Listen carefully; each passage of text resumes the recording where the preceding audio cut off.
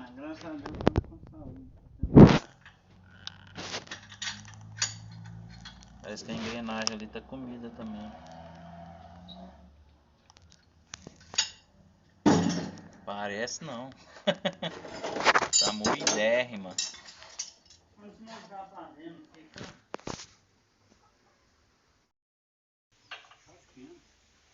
Eis o mistério. A minha cana de guaíra. Não, brinca não. A engrenagem tá zero, hein? Não. Pode tá zero, se tiver é outra coisa, né?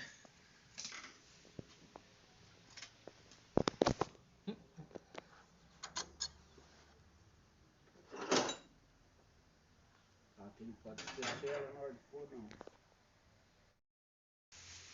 É. Assim, ó. Engrenagem intermediária. Quebrou aqui. Vai um eixinho aqui dentro. Vai aqui. E tem que sacar isso aqui, trocar isso aqui.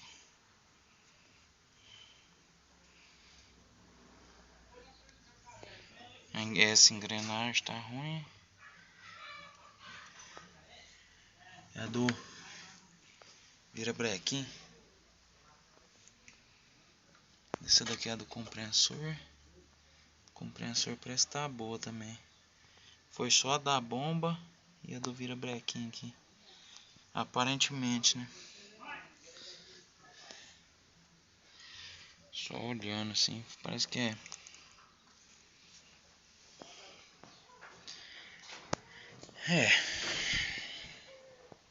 Essa daqui. Aí, ó.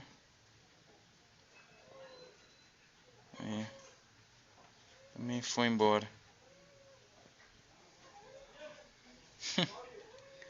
Essa é a mais baratinha. Mas tá bom, não vai precisar. Não vai precisar abrir o motor, né? É, mas é isso aí. Bom, né não?